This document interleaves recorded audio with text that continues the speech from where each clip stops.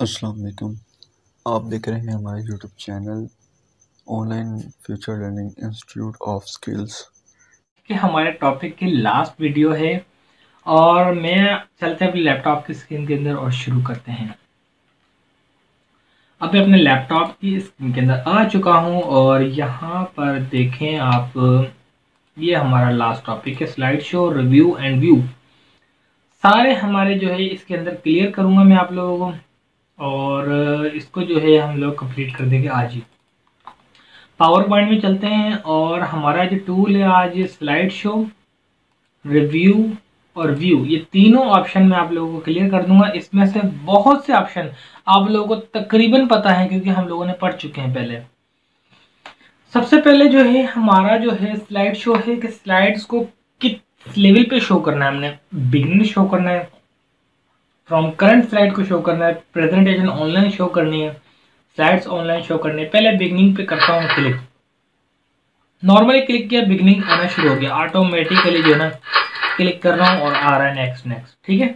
उसके बाद आता है from slide, slide to slide चाहिए आप लोगों को तो उसके लिए भी वो सेम ही तकरीबन ऑप्शन है।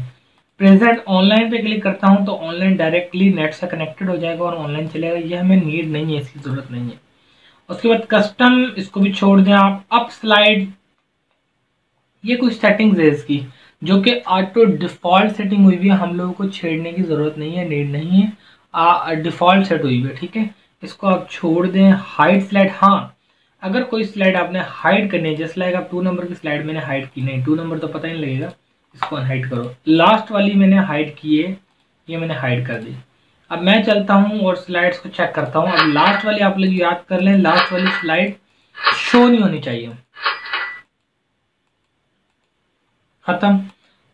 तो लास्ट वाली स्लाइड जो है अब शो नहीं हो रही। आप देख सकते हैं कि इस लास्ट के अंदर हम लोगों ने हाइड कर दी है।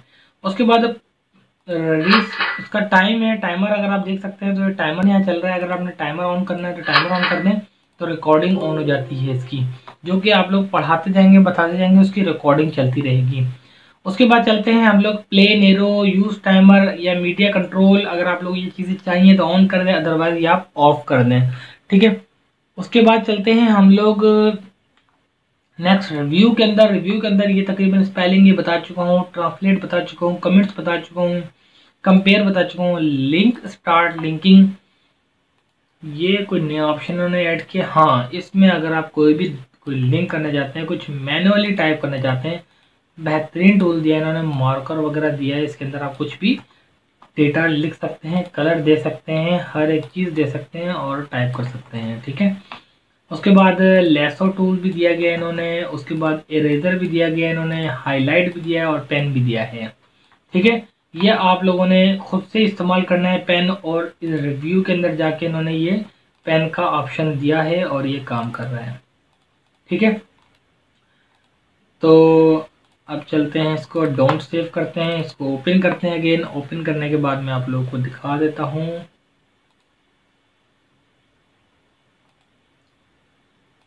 और व्यू, व्यू के अंदर आके हम लोगों ने स्टार्ट लिंकिंग भी चेक कर ली। अब हमारा है लास्ट ऑप्शन जो है हमारा व्यू का, और इस व्यू को कंप्लीट करते हैं। इसके अंदर सबसे पहले जो है आप लोगों को पता होना चाहिए कि आउटलाइन व्यू, अगर आप आउटलाइन व्यू देखना चाहते हैं, स्लाइड शॉर्टनर के हिसाब से देखना चाहते हैं, नोट पेड के हिसाब से देखना चाहते हैं, या रीडिंग व्यू के हिसाब से देखना चाहते हैं, तो अगर अपनी स्लाइड्स को आप जिस तरीके से देखना चाहते हैं, आप यहाँ से जाके व्यू में जाके आप लोग देख सकते हैं। नॉर्मल पे जो आपका नॉर्मल स्टैंडर्ड डिफॉल्ट दिया गया है उससे आप चेक कर रहे हैं।